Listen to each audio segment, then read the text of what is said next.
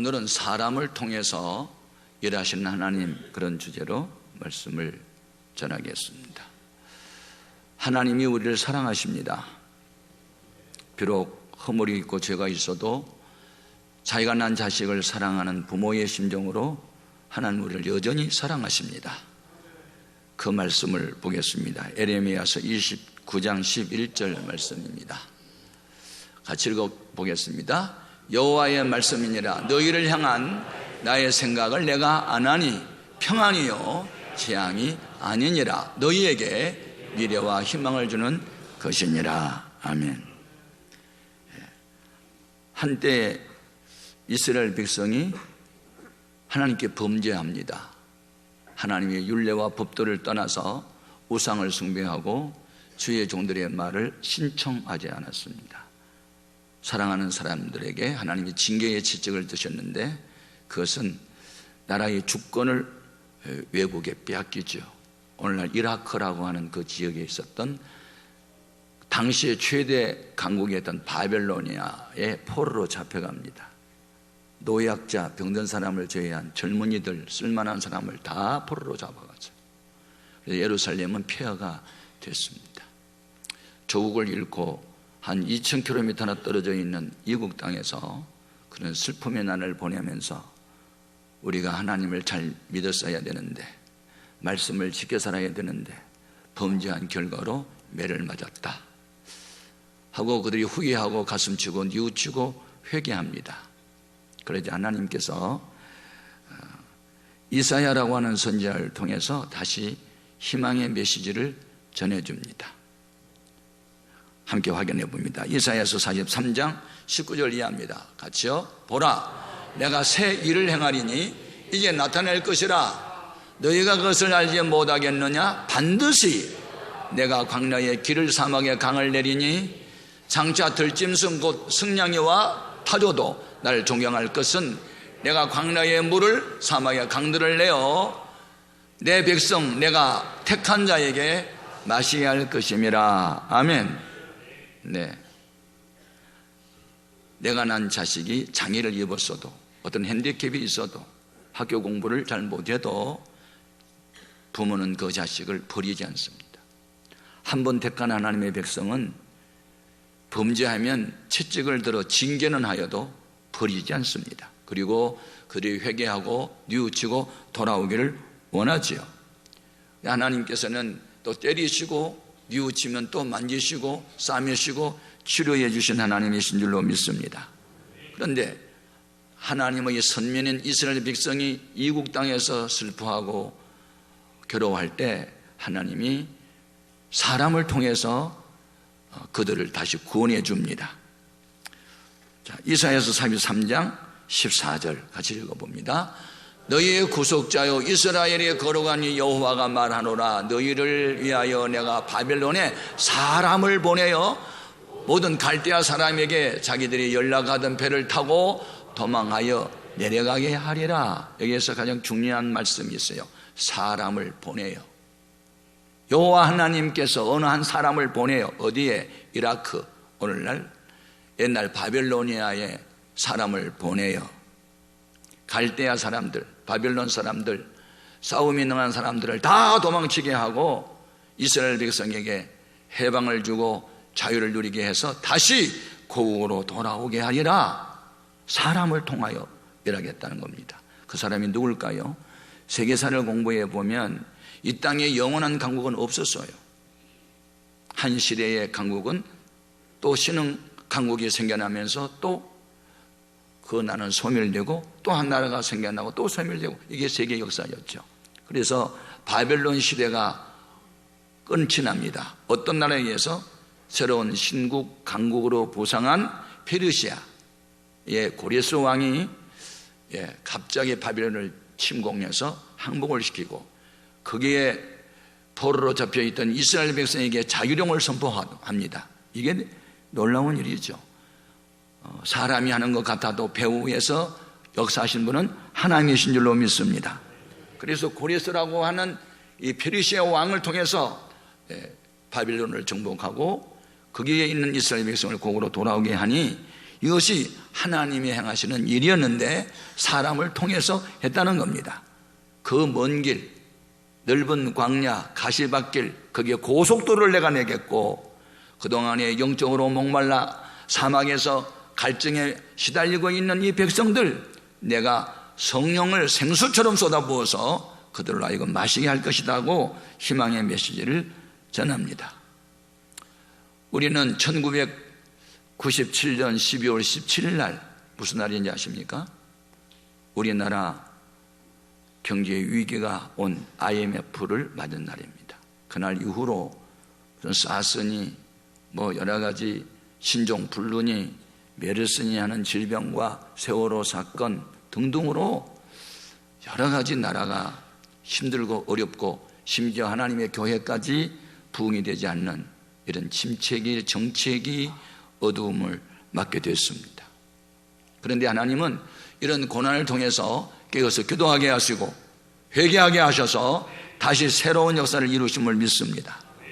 그러면 하나님은 어떤 사람들을 통해서 일하실까요? 첫 번째는 하나님의 친아들 예수님을 통해서 일하십니다.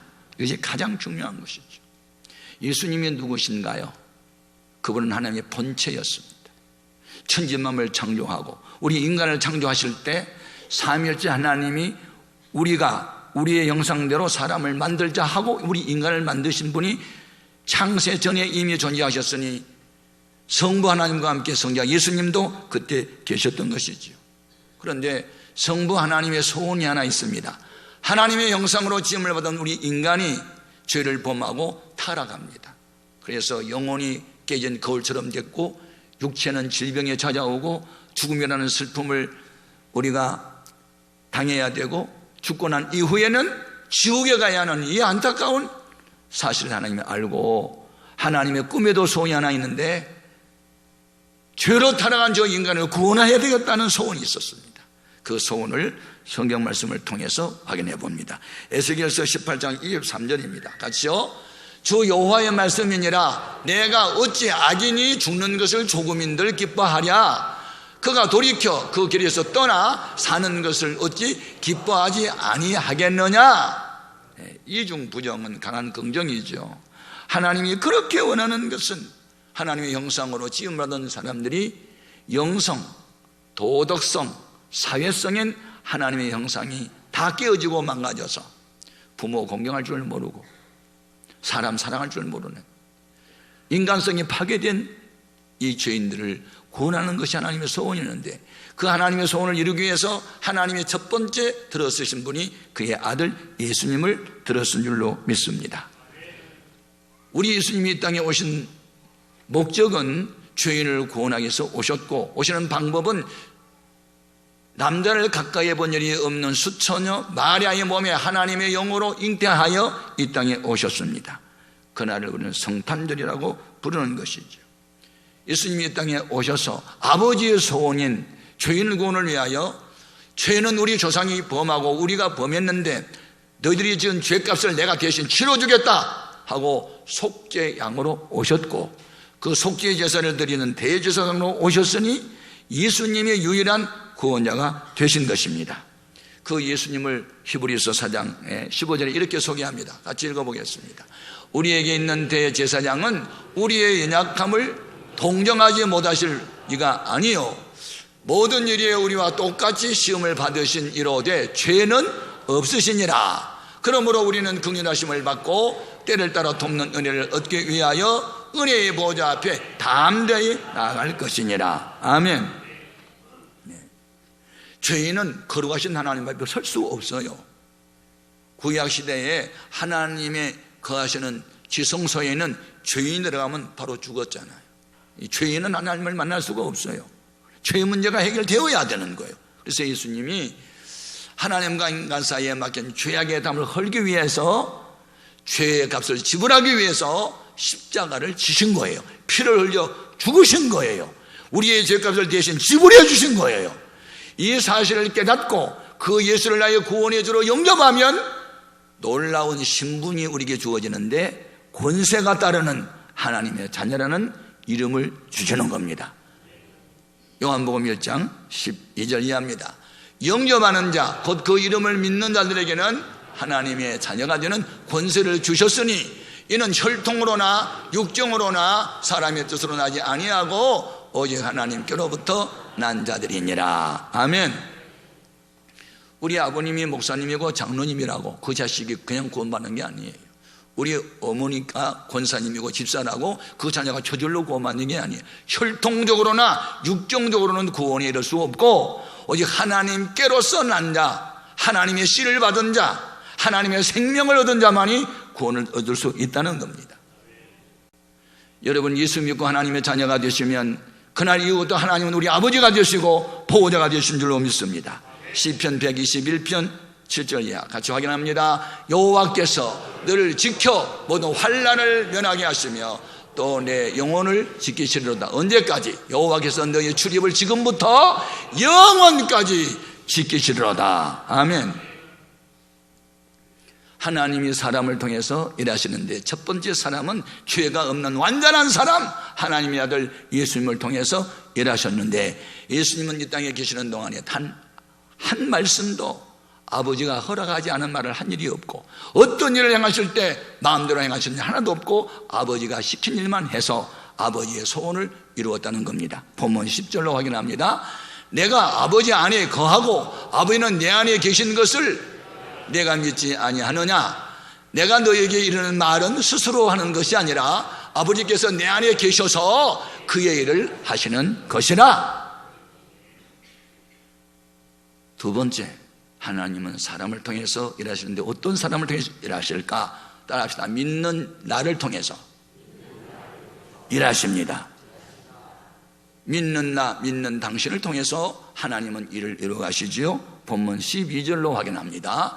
내가 진실로 진실로 너희에게 이르노니 나를 믿는 자는 내가 하는 일을 그도 할 것이요 또한 그보다 큰 일도 하리니 이는 내가 아버지께로 감이라. 나를 믿는 자는 내가 하는 일을 너희도 한다. 예수님 무슨 일 하셨는데요? 죽은 자 살렸어요. 병든 자 고쳤어요. 귀신 내쫓았어요. 죄인이라고 왕따 시켜놨던 세무서장 삭개오 전도했어요. 창녀 전도했어요. 예수를 믿으면 예수님이 하신 일을 우리가 할 수 있어야 하고 해야 된다는 거예요. 만일 여러분이 주님이 하셨던 전도하는 일을 하지 않는다면 주님 닮은 사람은 아니에요. 예수를 믿으면 분명히 표적이 따르도록 되어 있어요. 오늘 여기 본문 말씀에 너희가 나를 믿는다면 믿는 자는 내가 한 일을 할 수 있다. 여기에 원어를 내가 확인해 봤는데 믿는 자라는 말은 헬라 말로 피스티온이라는 단어를 썼고 그 앞에 정관사 호 그것을 붙였는데 그 말은 현재 분사로 계속해서 믿는 자는 뜻이요. 계속해서 믿는 자. 여러분 계속해서 잘 믿어요? 목사님 저도 한때 잘했거든요. 전도했고 봉사하고 충성했거든요. 예배당 질 때 헌신했잖아요.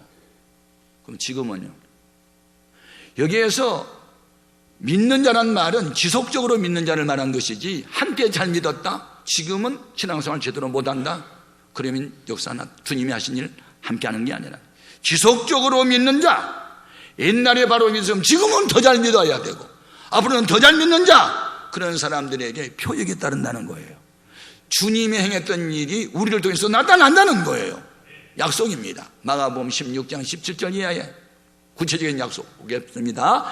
믿는 자들에게는, 믿는 나에게는 이런 표적이 따르리니 곧 그들이 내 이름으로 귀신을 쫓아내며 새 방언을 말하며 뱀을 집어 올리며 무슨 종을 마실지라도 해를 받지 아니하며 병든 사람의 손을 얹은 즉 나으리라 하시더라.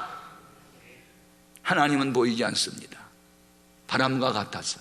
누가 바람을 보았나? 너도 아니고 나도 아니다. 누가 바람을 잡아봤나? 아무도 없습니다. 바람이 없어요? 있어요. 눈이 안 보인다고 없어요? 있어요. 여러분 마음이 보여요? 무슨 색깔이에요? 안 보여요. 그러나 마음이 상하면 얼굴도 상해요. 보이는 것이 중요하지 않고 보이지 않는 것이 더 중요하다는 거예요. 보이지 않는 마음이 상하면 보이는 육체도 상해요. 보이지 않는 하나님, 그러나 하나님 함께 앉은 거는 볼 수 있어요. 바람은 보이지 않지만 바람이 스쳐가면 물체가 움직이는 걸 보고 바람의 존재를 인식한 것처럼 방언하고 병자 고치고 귀신 내쫓고 이런 거 표적이죠. 믿는 사람에게는 표적에 따르리니 표적에 따릅니까? 따라야 됩니다. 그래서 예수 믿는 것 받은 영광 많도다.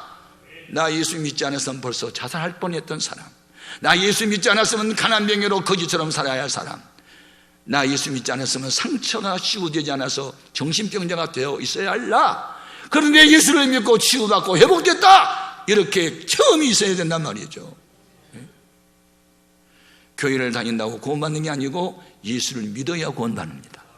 예수님이 여러분 마음과 생각을, 언행을 지켜주는 주님의 통치 속에 들어갔을 때 교회에 따른 줄로 믿습니다. 그런 사람을 통해서 하나님은 일을 하신다는 거예요. 오늘 우리는 예수를 믿어도 교회를 다니는 정도가 아니고 소위 썬데이 크리스찬, 주일날 교회 오는 교인, 그거 말고 주님의 모습이 보여지는 크리스찬, 소위 리얼 크리스찬, 진정한 그리스도를 닮은 그리스도인 되어야 될 줄로 믿습니다. 주님은 약속을 하시고 반드시 지키십니다.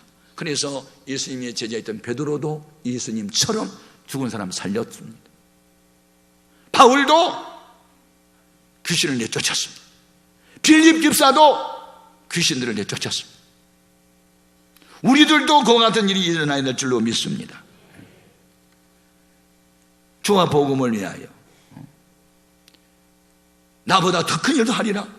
아니, 이런 약속이 어디 있어요? 아니, 예수님보다 더 큰 일을 할 수 있다고요? 잘 이해하십시오. 예수님이 하신 일 우리는 못하는 일이 있어요.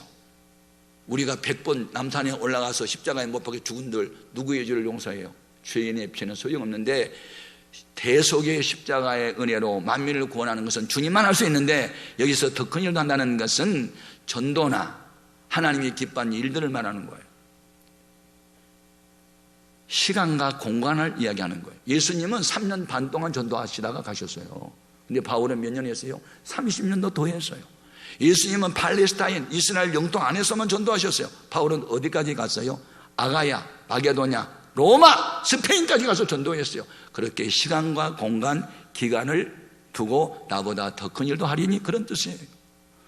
오늘 우리는 주님이 원하는 사람, 주님이 하셨던 일을 더 많이 할 수 있는 사람, 그런 사람이 있었기에 오늘 우리도 여기 있는 겁니다.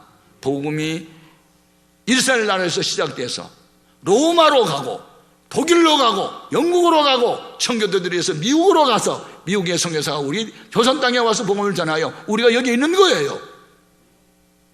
주님보다 더 큰 일도 하리니, 이런 의미로 하신 말씀이에요. 오늘 우리는 땅끝까지 이르러서 주님이 원하는 소원, 한 영혼도 죄의 악으로 인해서 지옥 가는 사람 없고 다 회개하고 구원받는 길로 인도하는 일을 해야 될 줄로 믿습니다.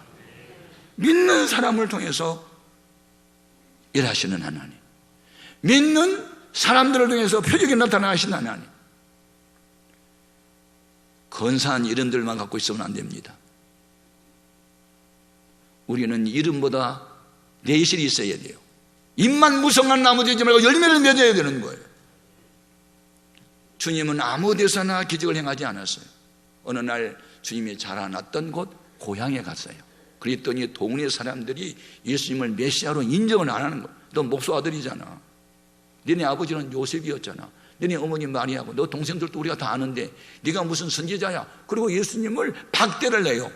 그랬을 때 주님이 거기서 능력을 행하셨을까요? 아니, 먼지 들고 나오셨어요. 같은 예수님인데 환영하고 모셔드리고 매달리는 곳에는 기적을 행하셨지만 주님을 외면하면 주님이 떠나셨단 말이에요.